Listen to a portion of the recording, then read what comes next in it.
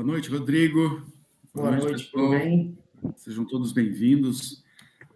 Hoje nós teremos a apresentação do Dr. Rodrigo Campos, uma breve reflexão sobre os direitos e deveres na internet e na IA. Esse é o tema, né, Rodrigo? Muito obrigado por ter aceito aí o nosso convite. Eu que agradeço. Esteja à vontade aí, tá ok? O pessoal está entrando, naturalmente assim mesmo, daqui a pouco a população vai entrando mesmo e não fique preocupado em interromper ou se você quiser passar alguma informação do tipo perguntar no meio da sua apresentação, fique à vontade, é você que conduz aqui, tá bom? Então passo a palavra para você. Novamente, muito obrigado. Seja bem-vindo. Muito obrigado. Queria saber se está todo mundo ouvindo bem, se está dando alguma microfonia.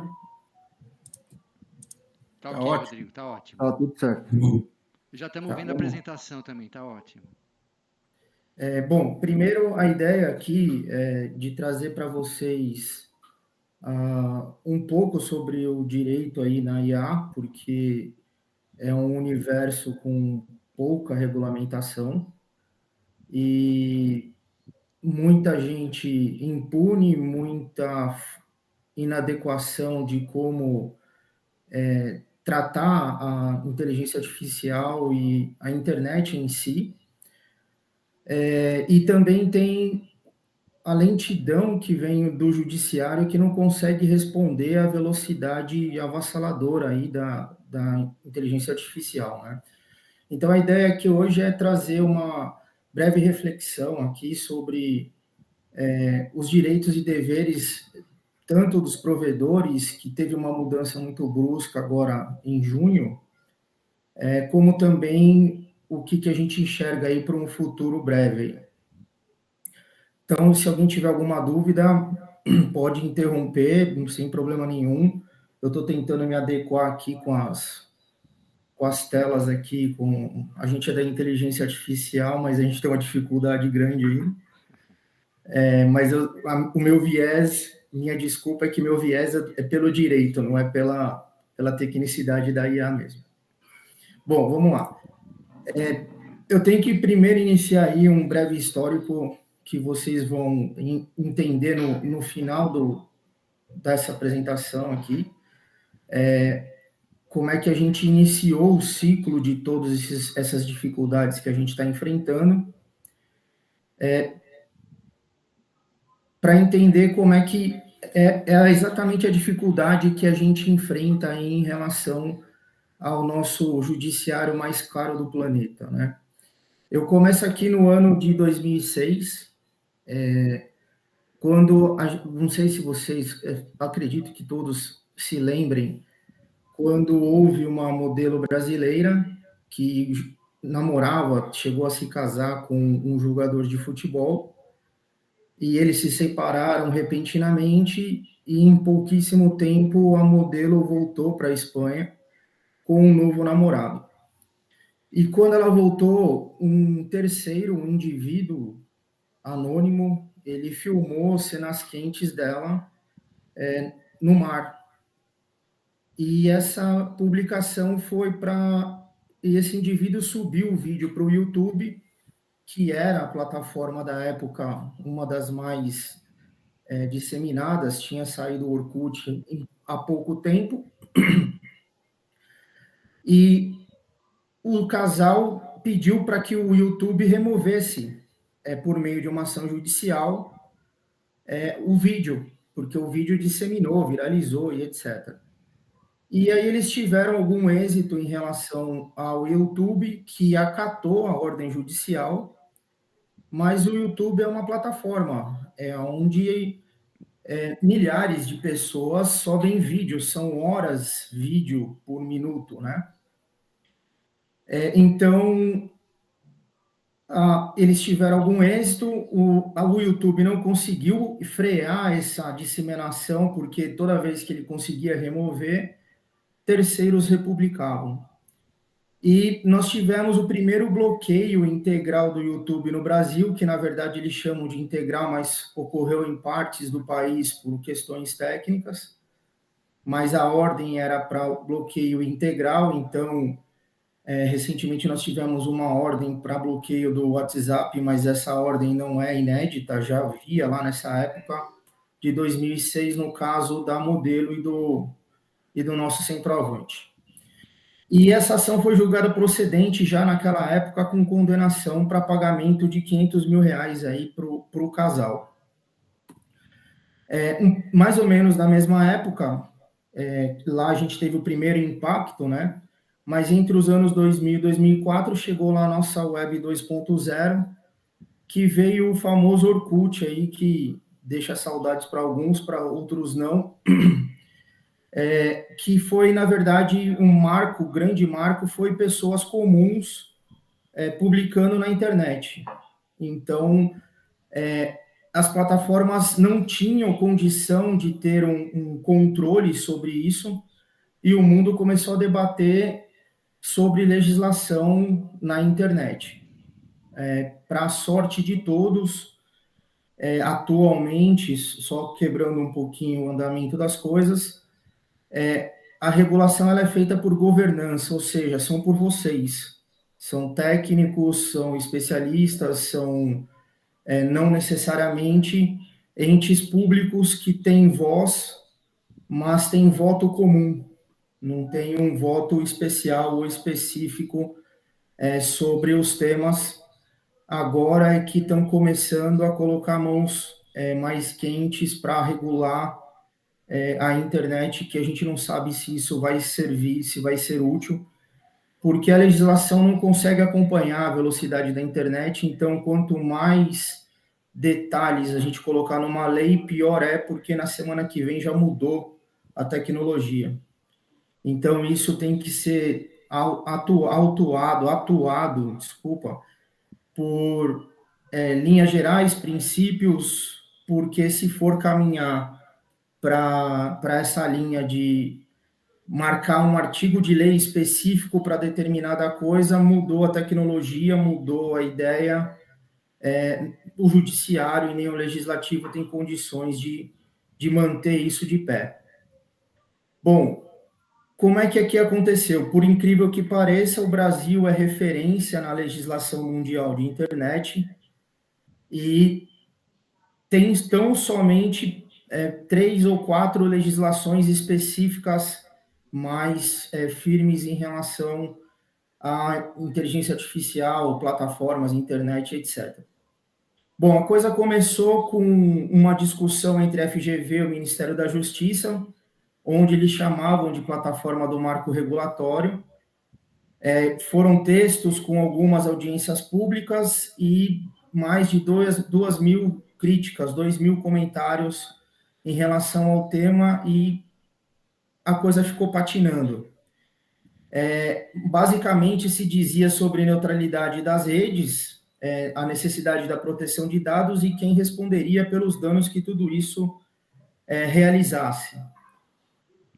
E o texto parou, a coisa não andou.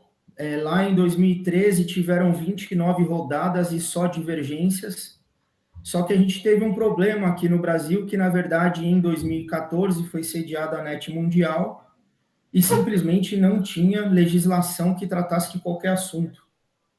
Então, durante a NET Mundial, que foi sediada aqui em São Paulo, logo após aquele episódio do Edward Snowden, que foi aquele esquema de espionagem com chefes de Estado, o Brasil foi bastante pressionado para que aprovasse uma legislação que foi o nosso Marco Civil da Internet, que iniciou lá.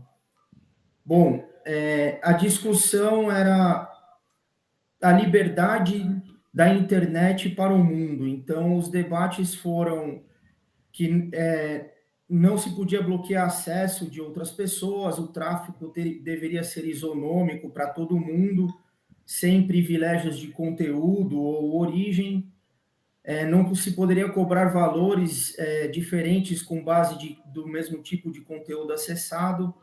Então, a ideia era tornar uma internet livre para todos e disseminar isso, e os estados não tinham absolutamente nenhuma condição de realizar e estavam tentando cuidar do assunto de forma ainda muito preliminar.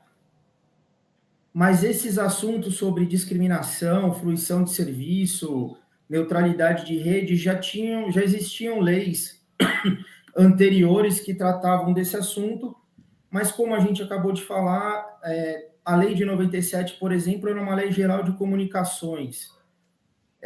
Ela já não atendia todas as necessidades da evolução da tecnologia do que vinha caminhando.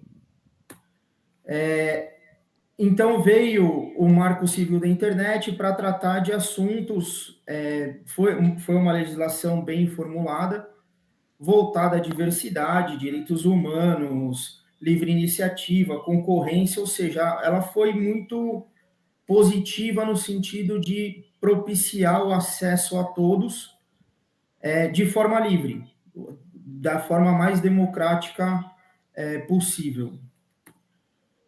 Então, ela já tratava de privacidade, depois a gente teve a discussão de LGPD, já falava de dados, de proteção de dados pessoais, liberdade de pensamento, manifestação, expressão.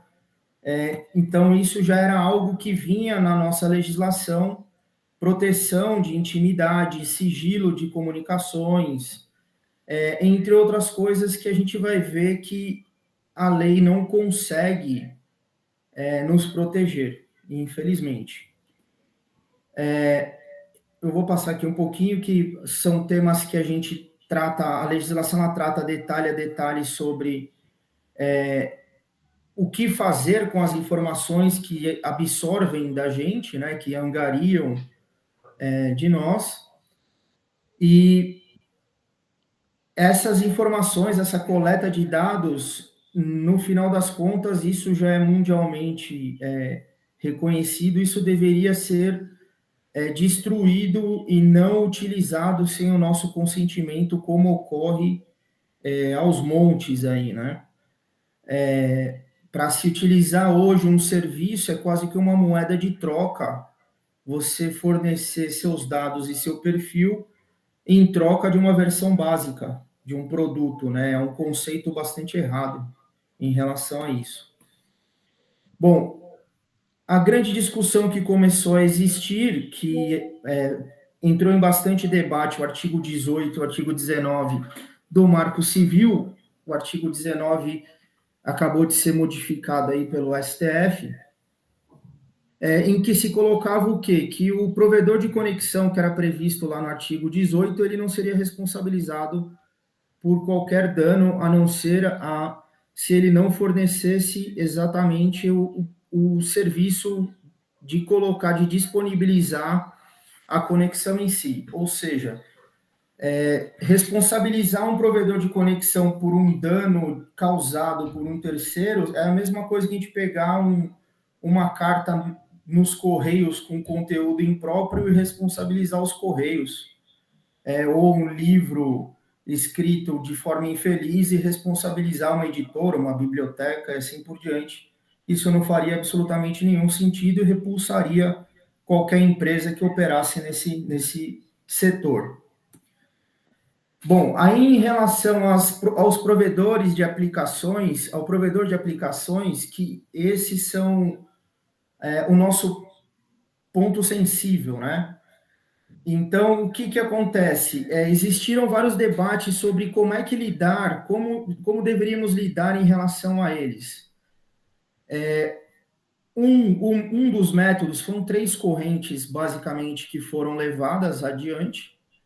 Um deles seria obrigar o provedor a remover qualquer informação a partir da reclamação da parte, ou seja, uma notificação direta para o provedor.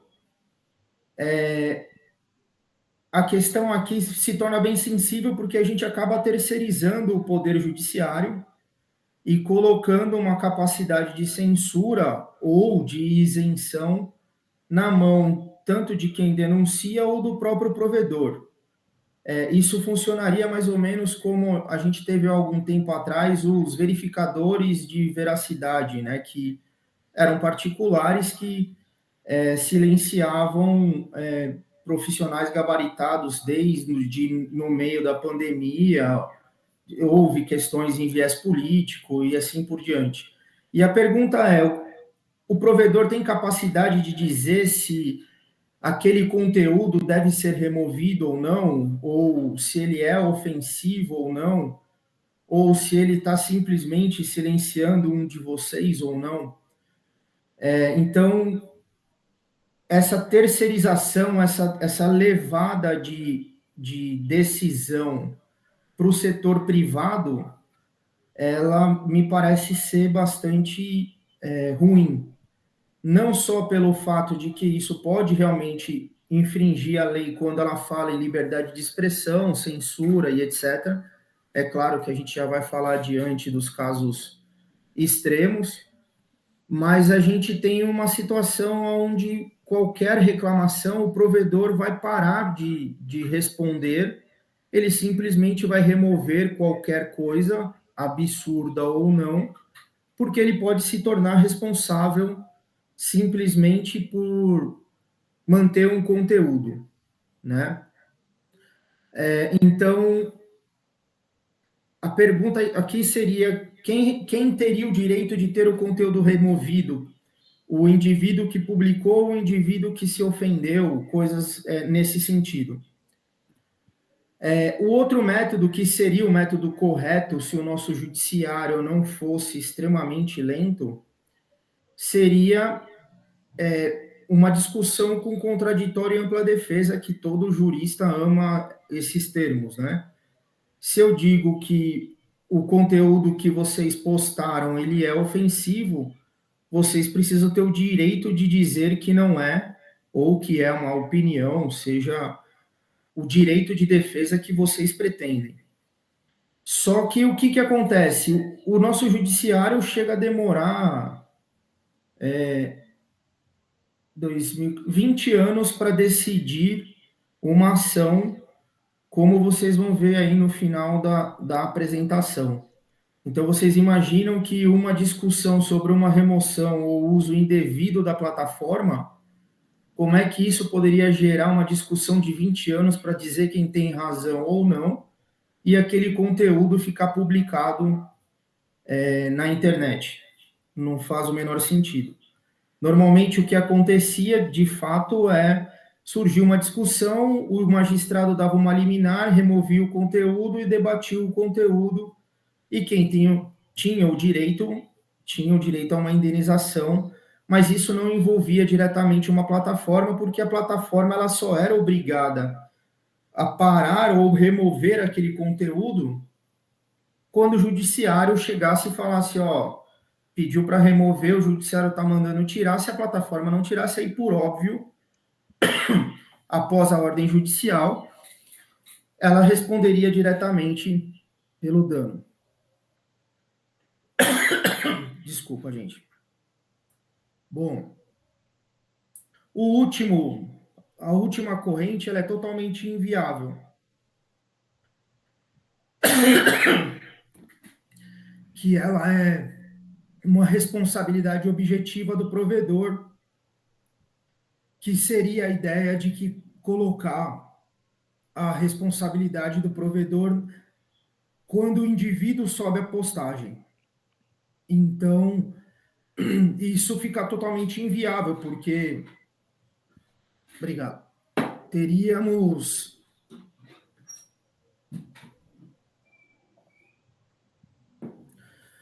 Para vocês terem uma ideia, o YouTube recebe 500 horas de vídeo por minuto.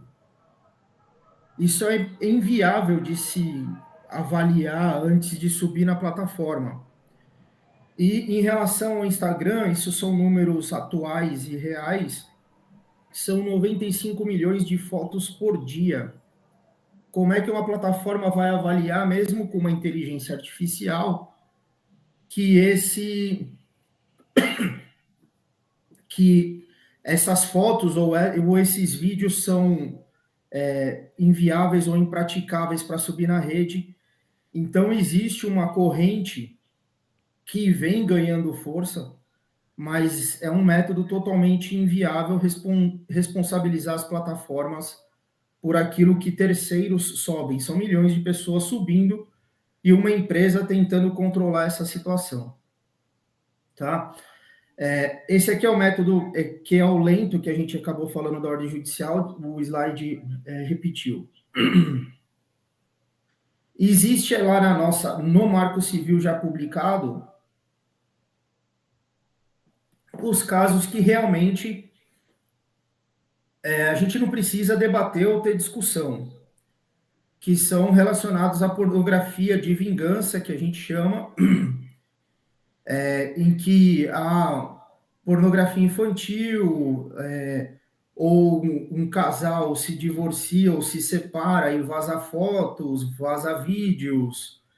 Então, essas providências, porque aí a gente não está discutindo mais liberdade de expressão, isso nitidamente a vítima que está ali como parte do vídeo, ela demonstra a situação e isso tem que ser removido imediatamente. Tem alguns julgados que tratam nesse sentido, em que, como no caso da modelo e do jogador de futebol, a repostagem por terceiros dificultem muito que a plataforma consiga remover esse conteúdo.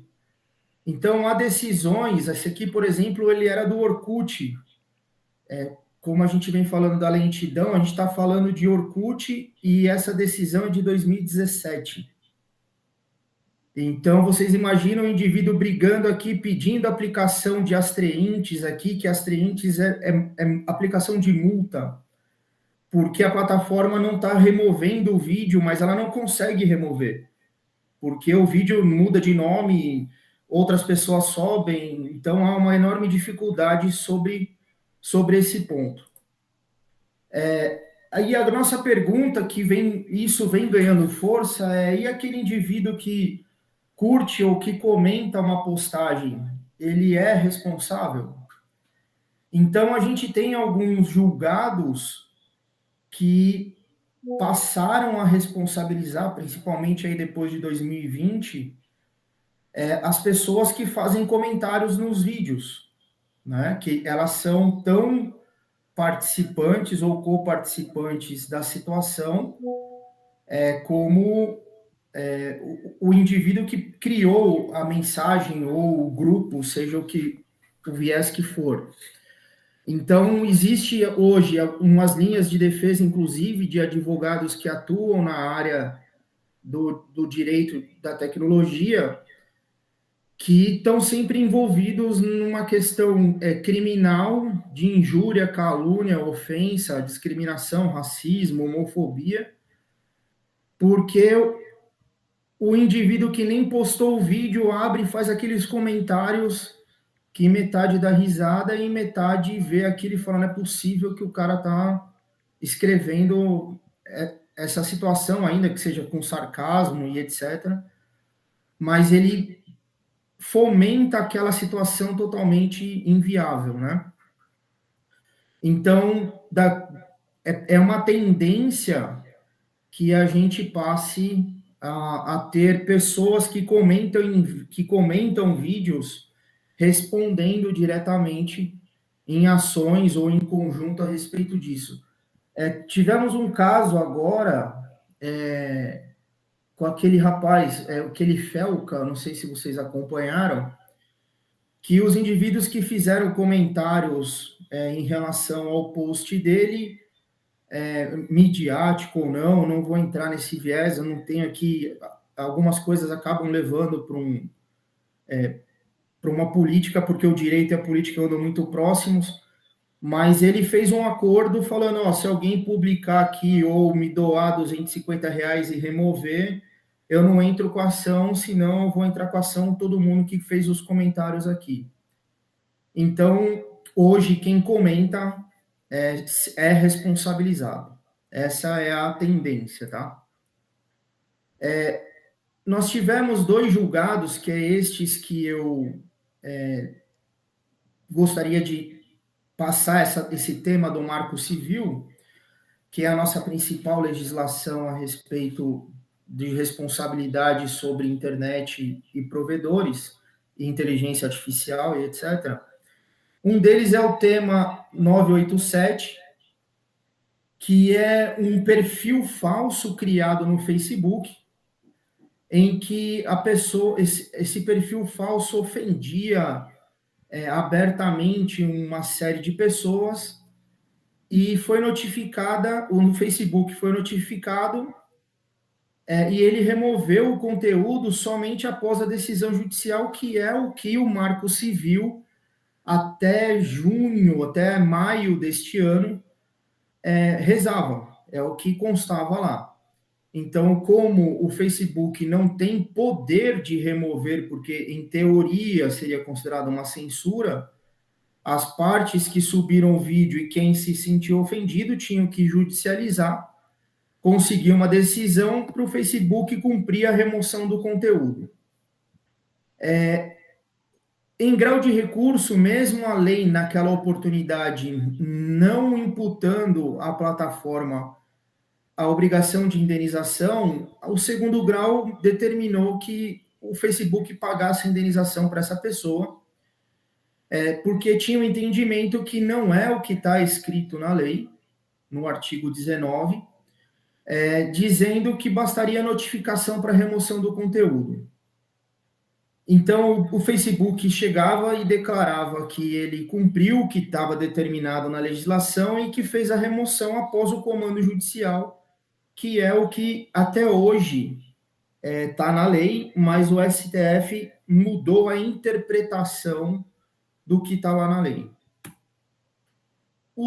Aquele tema 987 e esse 533 foram julgados juntos, agora, nos mesmos repetitivos que a gente chama. E esse daqui, pasmem, senhores, também é do Orkut. E esse julgado terminou agora em junho de 2025. Este daqui foi montado um grupo, aquelas comunidades dentro do Orkut, para humilhar uma professora, e ela acionou a justiça, requereu a exclusão da comunidade e o pagamento de indenização, e a plataforma também foi até o STF alegando que não cabia indenização porque cumpriu a ordem judicial. O que se discute aqui? É o artigo 19 do Marco Civil, a responsabilidade das plataformas e dos conteúdos de terceiros, não criados pela plataforma, o dever de responsabilidade da plataforma, considerando os direitos fundamentais da Constituição, princípio da dignidade humana, honra, direito à vida e etc. E depois de 10 anos, 11 anos, porque o Marco Civil foi promulgado em 2014, a gente teve uma parcial inconstitucionalidade, dizendo que o artigo não atende à proteção dos direitos fundamentais da pessoa humana. Depois fiquem com essa pessoa humana em mente, que nós vamos precisar disso adiante. Então, eles relativizaram o artigo 19 e determinaram que, enquanto o Congresso não adequar, as plataformas podem ser responsabilizadas se depois de uma notificação extrajudicial eu disser que o Márcio, por exemplo, postou um negócio que me ofendeu ou que eu não gostei. Então, em alguns casos, por crimes e atos ilícitos, faz sentido, sim, e em outros não, como crimes contra a honra, só judicializando que vai ter a remoção. Ou seja, eles interpretaram a legislação em algumas tipicidades de gravidade de lei, de crimes, e falaram, essa para a direita vocês judicializam, essas para a esquerda vocês não vão judicializar. Então, crime contra a honra, difamação, injúria, tem que procurar o judiciário. O artigo 19 ele é válido para vazamento de reuniões e WhatsApp, ou seja, tem que judicializar, e para anúncios que eles chamam de impulsionados, que são publicidade comprovada, né? Que são as inteligências, aqui tem inteligência artificial, robôs e etc., só que eles afastam a plataforma se a plataforma conseguir comprovar que ela descobriu em tempo hábil e removeu esse conteúdo, impediu essa disseminação automaticamente.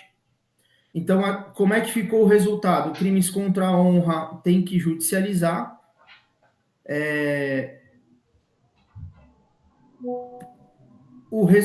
Como tentativas, aqui a coisa volta um pouco do viés político, né? Que aqui eles falam de golpe de Estado, e a gente não tem uma tipificação clara sobre o que é um golpe de Estado. Só um minuto. A gente não tem uma tipificação clara sobre o que é uma abolição ao Estado democrático de direito, o restante ainda aqui me parece bastante claro. Estes daqui, basta a notificação para que obrigatoriamente tenha que ocorrer a remoção do conteúdo, crime contra a mulher, contra a criança, racismo, homofobia, incentivo ao suicídio ou mutilação. E quando eles falam aqui também em terrorismo, a dificuldade no direito aqui é dizer claramente o que são esses itens, porque no direito penal a gente não pode ter interpretação subjetiva, né? Bom, em relação a tudo isso que a gente colocou sobre responsabilidade dos provedores e etc., eu tenho alguns casos, até para deixar menos extenuante, já terminei de falar de Marco Civil, que é a nossa legislação mais relevante. Nós temos alguns casos sobre a questão de violação dos nossos direitos à privacidade, tudo aquilo que a gente veio reportando aqui atrás no Marco Civil, na legislação do Marco Civil, e também na LGPD, que eu não vou adentrar nesse caso, porque senão vai ficar bastante extenso. Vocês já entraram numa farmácia e ouviram de um balconista falando: se o senhor me der o seu CPF, o fabricante vai te dar 20% de desconto no medicamento, ou o senhor vai ter uma promoção, alguma coisa do tipo.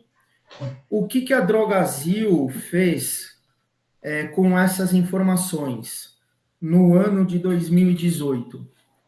Ela pegou todas essas promoções, levantou o perfil de todas as drogas que vocês consumiram nas farmácias e venderam essas informações para os convênios médicos. Então, o que aconteceu? O convênio, ele consegue, pelo CPF, normalmente do chefe de família, da chefe de família, analisar um perfil do que aquela família tem.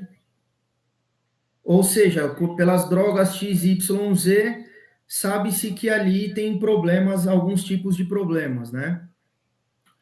Então, em nome da troca dessas informações e falta de transparência nesses algoritmos, que a gente chama isso de um viés totalmente discriminatório, essas informações foram passadas, eu não sei se vocês lembram, mais ou menos nessa época, os convênios médicos adotaram a política de aumento de convênios por grupos e perfis semelhantes.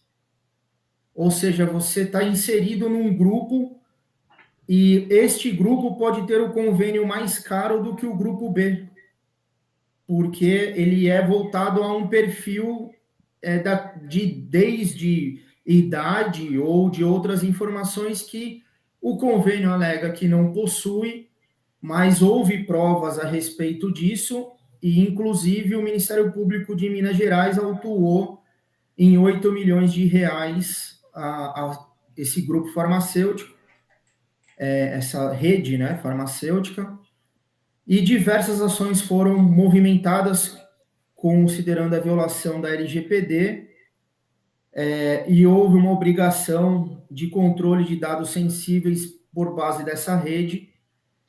Então, a forma de operação ela era: a gente chegava no balcão, fornecia um CPF, tinha desconto, saía sorridente, isso era quase uma Black Friday da metade do dobro. Então, a gente tinha um desconto daquilo que o fabricante ele não vai deixar de receber 20% sobre o produto na base dele antes da farmácia à toa, né? Então, havia uma simulação de marcação de preço, e aí a farmácia vinculava, como até hoje faz. A gente chega na farmácia, ela fala: o senhor tem convênio? Me dá seu CPF.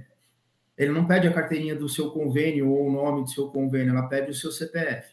Então, essas informações elas são registradas, e laboratórios, empresas de marketing verificavam até comportamento de consumo para direcionar publicidade a respeito disso. Ou seja, o poder da manipulação dos dados, dos algoritmos, é algo inimaginável.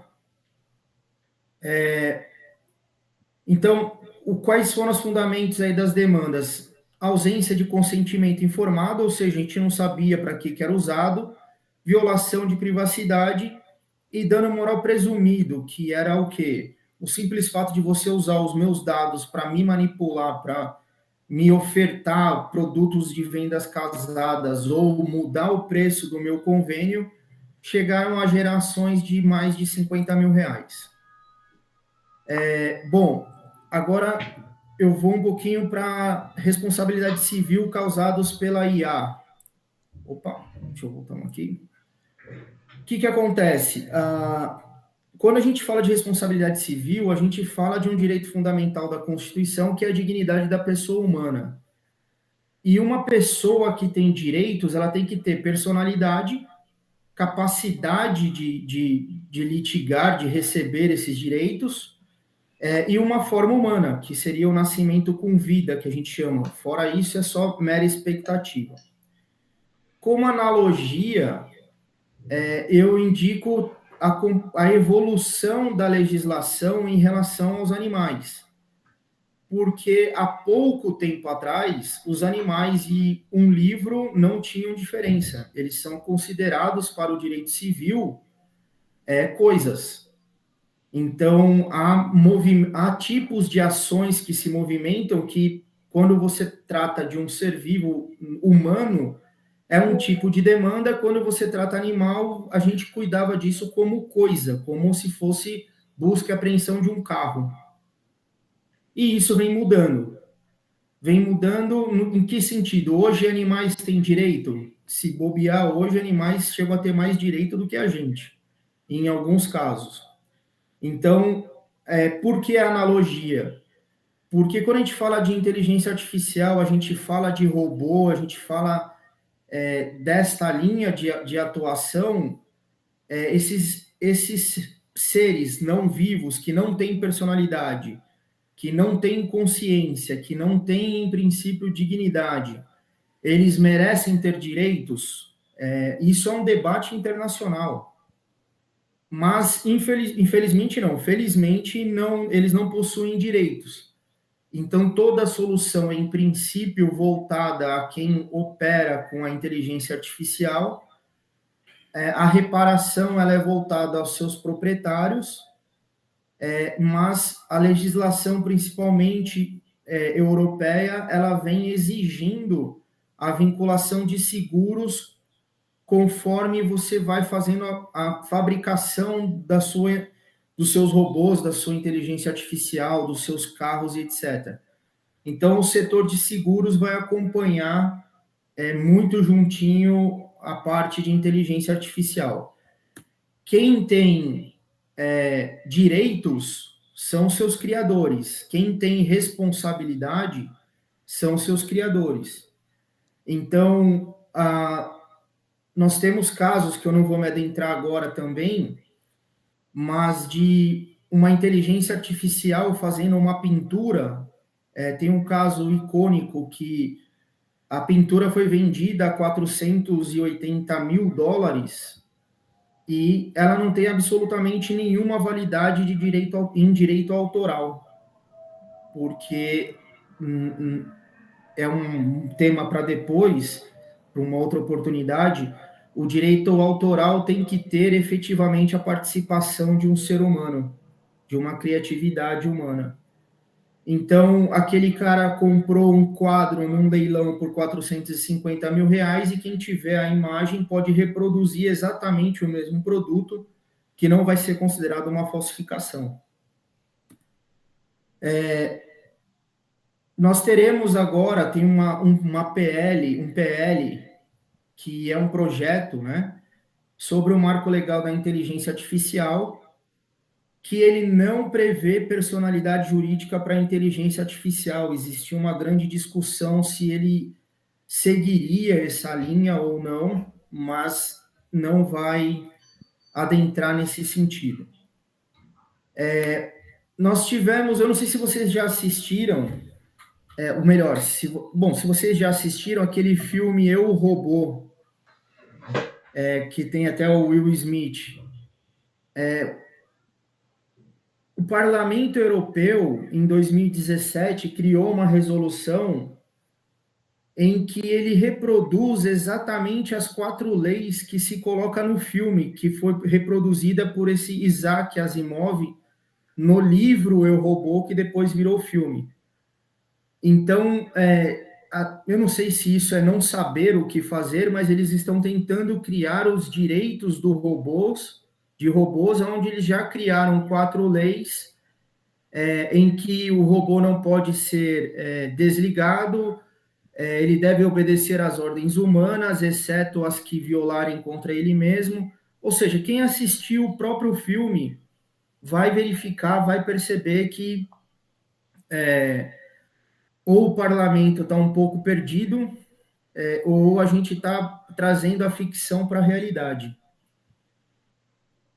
Bom, eu não sei se vocês ouviram aí sobre o Smart Sampa, que aqui vai tratar bastante de inteligência artificial em si.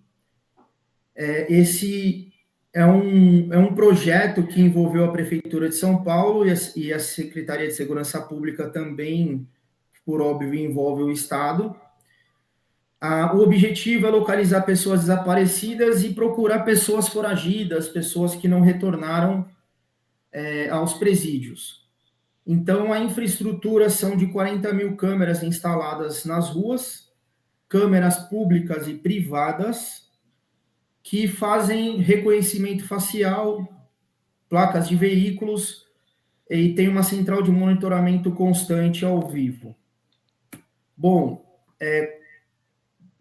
o viés que foi vendido, ele é excelente. Nós já tivemos mais de 19 mil presos, recapturados e etc.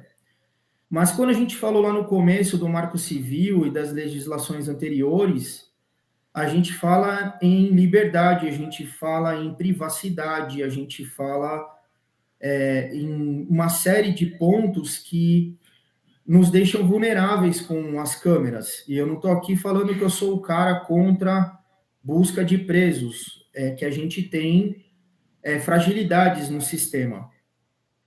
Então, a gente tem eu nunca autorizei ninguém me filmar na rua, principalmente uma empresa privada, captar isso e tornar isso um algoritmo que me reconhece em qualquer lugar, muito menos minha filha de 13 anos ou um idoso de 70 anos.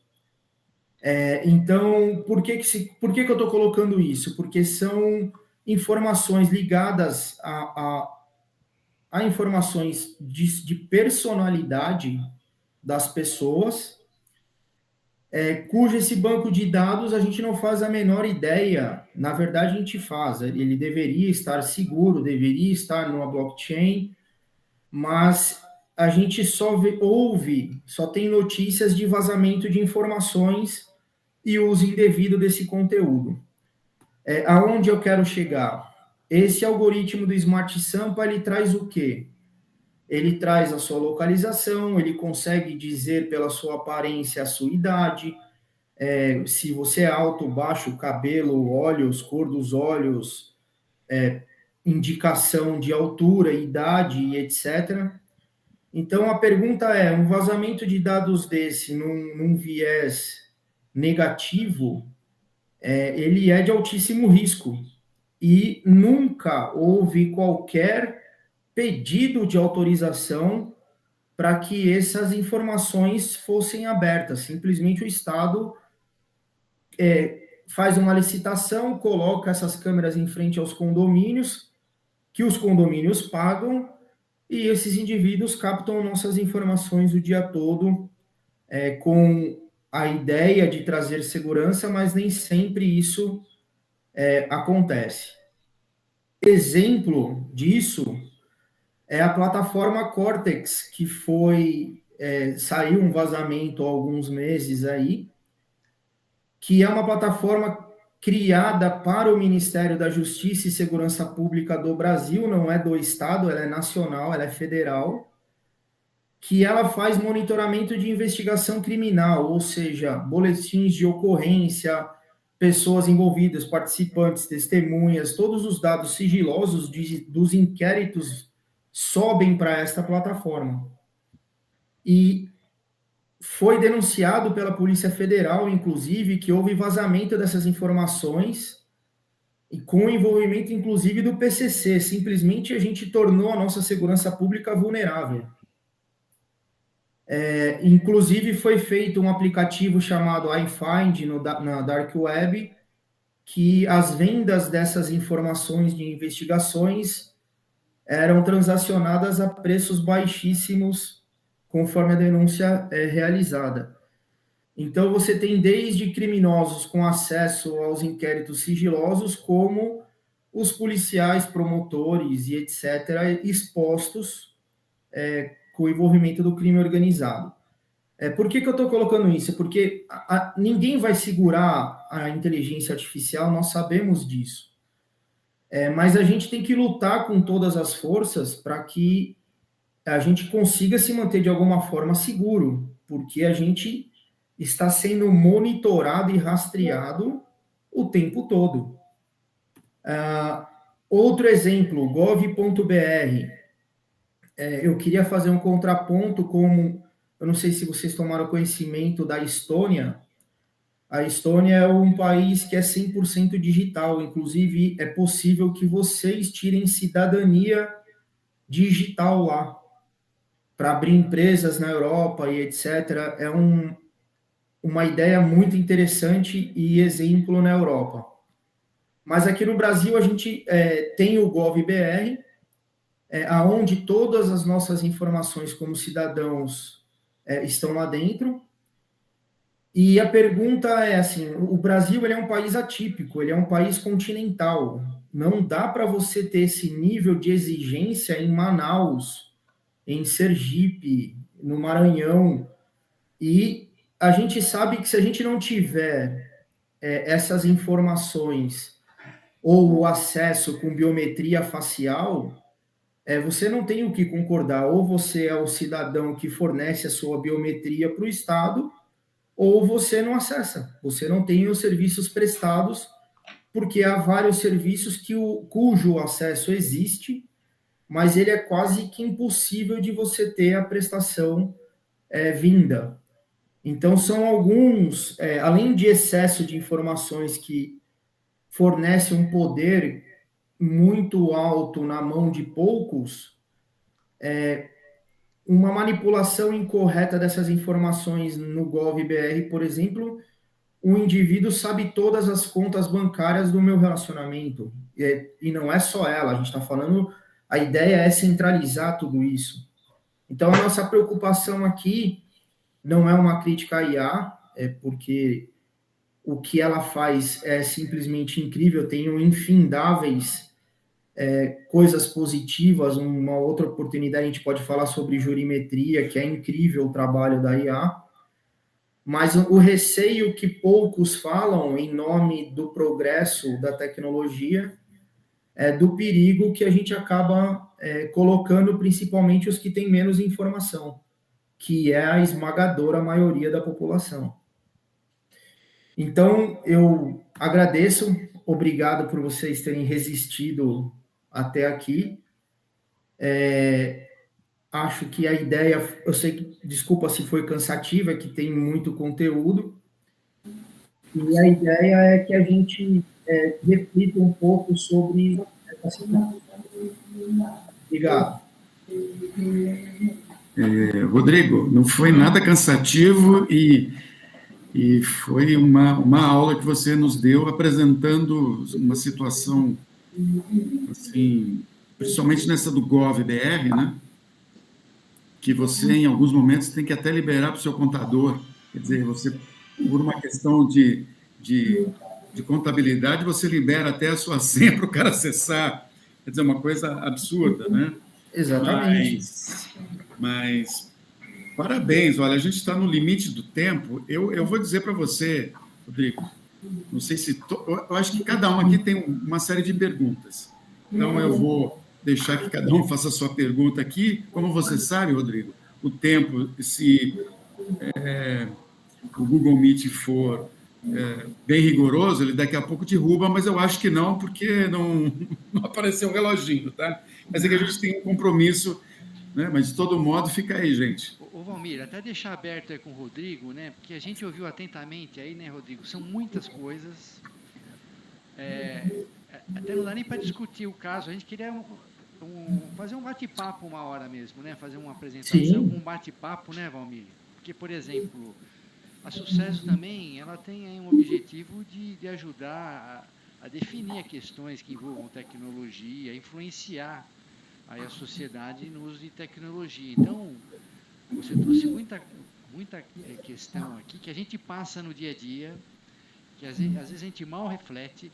Na farmácia não é 20% de desconto se você dá o CPF, às vezes é 90%. Então, assim, você se sente constrangido a fornecer os seus dados. E isso acontece diariamente. Então, vamos deixar aberto aqui uma possibilidade de a gente colocar alguns casos para discussão, né? E até para a gente orientar aqui, né, como que a Sucesso, né, pode se posicionar. Você falou, ó, o judiciário não tem dinâmica, as plataformas não têm conhecimento, não têm essa obrigação. Quem que poderia ter, né? A gente não tem... Pode ser criado aí algum tipo de instituto, algum órgão que possa assumir isso daí de uma forma... pela própria sociedade civil, né, se organizando e criando um conhecimento, criando práticas que possam ser aplicadas. Então, a gente é o critério de governança. Então, a gente está num momento assim disruptivo. Tem que criar esses mecanismos, né? Então, é que nem você vai no cartório, o cara carimba que você é você, não é? Então, né, eu estou aqui colocando o pensamento, mas eu acho que, de repente, a sociedade precisa estar protegida, o governo não tem condição, não tem agilidade, a política não ajuda, né? Então, tem muita coisa para discutir aí. A gente podia deixar aberta essa porta, né, porque tem muito assunto, né? Eu acho que para cada tema aí você abriu uma terça-feira de conversa, sabe? Uma terça-feira para a Gov, uma terça-feira para o caso da Drogasil, uma terça-feira para o Smart Sampa, porque, de fato, é muito bom a forma como foi vinculado, ou seja, ninguém vai negar a prisão ou a recaptura de um meliante. No entanto, eu ando ali pela Libero Badaró, São Bento, Sé, quer dizer, até quando isso não pode ser prejudicial, né? Sim, a ideia, só complementando, é pensar nos vulneráveis, né? Você pega, se a gente for seguir uma linha mais agressiva, se você pega a pedofilia infantil, isso vaza é um cardápio. Aonde andam, com quem andam, se andam sozinhas, como é que essas crianças estão, os idosos, que é aquele tio que sai às 4h30 todo dia e vai na mercearia do mesmo lugar, na mesma rua, tudo isso é mapeável, a gente sabe que não é nada complexo, né? Então, fica vulnerável ou não? Se o nosso Ministério da Justiça teve vazamento no sistema de Secretaria de Segurança Pública, onde a gente confia. A governança tem que atuar, que não é o Estado, né? O Estado já demonstrou, os 2 julgados que mudaram a lei de 2014 são ações de 2008, 2010. É impossível o Estado, e é o judiciário mais caro do mundo, eu sou extremamente crítico. Então, a gente precisa que a governança, que são vocês, que são as entidades, as associações, compareçam nos que eles fazem congressos e etc., isso eu consigo até levantar, e participem com soluções, porque o Estado é impraticável, a gente não vê viabilidade, né? Rodrigo, na verdade, assim, concordando aí com o que o Márcio falou, na verdade, a gente tem aí uma diversidade muito grande, né, de aspectos a serem considerados, uma complexidade, tudo que diz respeito ao nosso sistema, né, judiciário, a gente é muito complexo, né? Mas eu vejo o seguinte, foi dito aí agora há pouco pelo Márcio, né, a questão, por exemplo, de proteção. Então, eu acho que é muito apropriado, né, para uma entidade como a Sucesso, muitas vezes se posicionar, primeiro se preparar, que é o que a gente está fazendo aqui agora, e depois se posicionar a respeito de alguns temas, como essa questão da proteção que o Márcio falou. Agora, a gente não pode esquecer sobre um fundamento aí que eu acho assim, essencial, que é a questão educacional. Sim. Então, né, foi falar de vários aspectos aí, mas a gente não abordou essa questão, e ela tem vários vieses, né? Por exemplo, a gente está falando aí de um contingente muito grande de idosos que não tem o domínio da tecnologia e se submete, e tem que se submeter a esse ambiente. No outro viés, na outra mão da história, eu vou até relembrar um fato aqui, em 1994, então a gente está falando de 30 anos, né? Eu participei de um projeto, né, que eu fui autor e tinha algumas autoridades envolvidas na época, né, e a gente precisava colocar matérias na imprensa. E eu lembro que a maior preocupação, porque é o seguinte, era um chip para identificar eletronicamente os veículos que ainda não está instalado, que ainda não está em uso no mercado, né? Mas já existe legislação para isso, e a grande preocupação dessas autoridades na época era exatamente o efeito Big Brother. Então, existia um trauma gigantesco, dizendo, pô, mas isso... aí você vai colocar um Big Brother dentro do veículo da pessoa, na vida da pessoa. Muito bem, 30 anos se passaram e hoje as próprias pessoas geram o seu Big Brother. Elas têm os perfis e elas expõem a sua vida, elas expõem, né, as questões familiares, as questões até de foro íntimo, né? As pessoas voluntariamente. Então, isso é uma questão comportamental que é difícil a legislação tratar de uma forma efetiva e bastante eficaz, né? Então, acho que a gente tem que trabalhar com todas essas variáveis. Mas eu acho que é muito oportuno a Sucesso atuar nessa questão, né, e evoluir no sentido de criar mecanismos, tanto do ponto de vista de proteção, como do ponto de vista educacional, para a gente poder enfrentar. E eu digo isso porque é o seguinte, você até mencionou aí, se não me engano, em relação ao artigo 18, que, por analogia, uma invasão é como se a pessoa, uma responsabilização é como se a pessoa pegasse uma carta do correio e responsabilizasse o correio pelo conteúdo da carta. A gente só não pode esquecer que uma carta é um instrumento de 1 para 1, né? Ela não tem a abrangência que uma plataforma ou uma rede social tem. Então, o que está envolvido aí é o impacto disso na sociedade ou para aquele grupo de pessoas. Então isso ocorreu eu me lembro bem, quando a gente estava trazendo a internet para o Brasil nos anos 90, essa era a mesma preocupação. E o que a gente tem agora é um instrumento que potencializa por demais, né, a exposição de informações e o impacto dessas informações em termos globais, né, em termos de abrangência. Aí. Então, assim, O que eu digo é o seguinte, o problema já existia. O que está surgindo agora é o agravamento dele sem a correspondente... sem os correspondentes mecanismos de controle ou de governança ou de proteção, de contingência. É mais isso que eu queria observar da leitura preliminar que eu fiz aqui. Não, perfeito. Só um ponto. Quando eu falei lá do artigo 18, que são as plataformas de conexão, é diferente das plataformas de aplicação que fala do artigo 19, que é onde teve toda essa alteração de julgamento e interpretação. Quando a gente falou do exemplo do correio, foi no artigo 18, que é o quê? Eu tenho uma plataforma que só libera a conexão para você utilizar. Eu sou só o provedor da conexão e não da aplicação.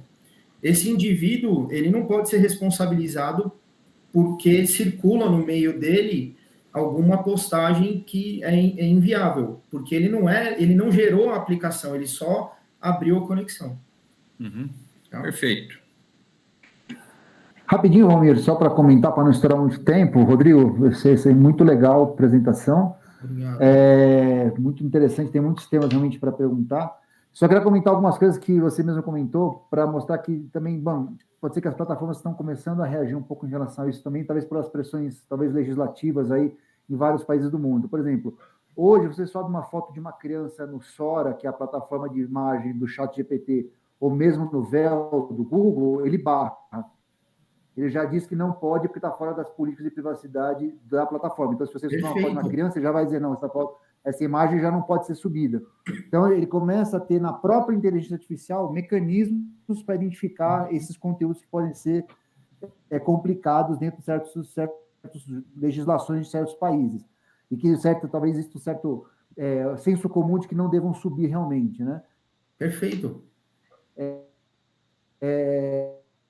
Por exemplo, se você sobe hoje um post no Instagram, direitos autorais. Se você tiver, o post não sobe. Então, tem várias coisas que eles estão fazendo que acho que, assim, começa a criar algumas barreiras para que também não é qualquer coisa que vai ser postada. Acho que está longe de ser ideal. Acho que tem muita porcaria na internet, mas eu acho que começa a ter um pouco de preocupação nesse sentido, porque realmente acho que até os usuários têm essa pressão que, não pode vazar, não pode aparecer esse tipo de conteúdo, né? E comentar também que acho que tem duas coisas, né? Uma coisa é a questão da privacidade de dados, outra coisa é a questão da IA. Desde que existe celular, nós somos monitorados. Sim. Celular diz onde você está. Eu tive as pessoas na minha relacionamento familiar que eram delegados de polícia. Eles falaram, cara, a primeira coisa que se busca em qualquer crime é mandar a notificação para a Claro e para a TIM para saber onde estava esse celular. Sim. Então, assim, hoje, você passa o cartão de crédito na máquina, ele sabe onde você estava, a hora que você estava, aqui que você... Então, assim, privacidade de dados existe com IA ou sem IA. Né? A IA está potencializando, como disse o Roberto, está potencializando o uso do dado. Antes era mais difícil, era mais complicado, mas hoje, né, de repente, qualquer um faz uma análise de dados usando alguma plataforma de IA. Então, acho que é o que você falou, acho que essa questão da legislação, de quem é responsável pelo dado, como é que se usa o dado... Essa centralização, né, é complexa, né? Inclusive os dados de governo, você comentou perfeito, a questão do GovBR, os dados, o que você faz, né? Para o meu pai, aposentado, ele faz prova de vida, então essa imagem vai para onde, sabe? Prova de vida para o WhatsApp. Outro dia aconteceu uma coisa até curiosa que eu falei para meu pai, putz, só quero ajudar para processar o Tribunal de Justiça, porque meu pai recebeu um e-mail do Tribunal de Justiça, que é aposentado, e dizia, você tem que fazer confirma os seus dados para poder fazer agendar a sua prova de vida. Só que no e-mail, ó, você vê, quem mandou o e-mail do tribunal mandou todos os usuários daquele tribunal em cópia. E quando meu pai foi dar um reply to all, todo mundo recebeu a informação. E aí o pessoal falou, não, mas quem é o senhor? O que está mandando? Então eu falei, olha o erro de mandar um e-mail com dados dos usuários abertos. Sim.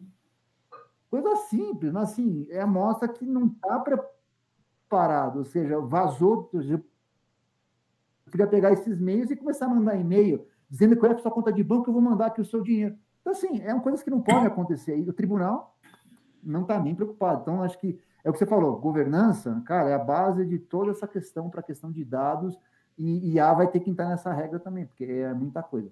Bom, Valmir, já falei aqui, já se passou 12 minutos da hora, e a gente pode ficar aqui mais 5 horas com o doutor Rodrigo, que vai longe. Tá legal. Então fica aqui, Rodrigo, já o convite para você participar do grupo. Né? Se você quiser, vamos colocar o seu celular, nós não fazemos muitas brincadeiras lá, não. Você vai acompanhar as nossas publicações diariamente, né? E os comunicados para as apresentações. E se você puder disponibilizar a sua apresentação, também é uma prática que a gente coloca dentro do grupo aqui, tá? E convidando você para, sabe, ter mais uma agenda aí para a gente explorar esses temas e sim, a gente, sem ser uma apresentação, mas sim como uma forma de bate-papo, de esclarecer algumas dúvidas, tá bom? Sem dúvida. O que der para contribuir, eu agradeço. Acho que ficou realmente... Tem muita informação, é que a gente tem tanta coisa para transmitir que... Ótimo. A gente acaba disseminando mais do que deveria, né? Não, foi excelente. Mas eu agradeço bastante o espaço, a oportunidade, gostaria de participar, porque a IA, ela é objeto, voltada para o direito, é um objeto da pós que eu estou fazendo, e eu acho que pode contribuir com vocês em cima do que vocês operam, que é a prática, né? Com certeza. Excelente. Perfeito. Obrigado. Tá? Obrigado. Passamos aí 14 minutos. Acho que é a primeira vez que a gente avança tanto assim. Isso é Obrigado viu, Rodrigo? Foi ótimo, porque todo mundo aqui, tá bom? É que o Google está ouvindo, Valmir. O Google está tomando nota. Olha o Google aqui, ó. Olha o Googlezinho lá. Olha a gente do Google tomando nota aqui, ó. Quem esses caras que estão falando de lei aqui? Conhece que tem um bloqueio na tela aí, vocês vão ver. Esse tema dá para discutir uns 14 dias em vez de 14 minutos a mais. E 14 cerveja também, né? É melhor. Beleza, gente. Então, fiquem todos bem. Obrigado. Obrigado pela presença de todos. Tenham uma boa semana e seguimos até a nossa próxima-feira. Um forte abraço a todos. Um abraço. Obrigado, um grande abraço. Obrigado. Boa noite a todos. A todos.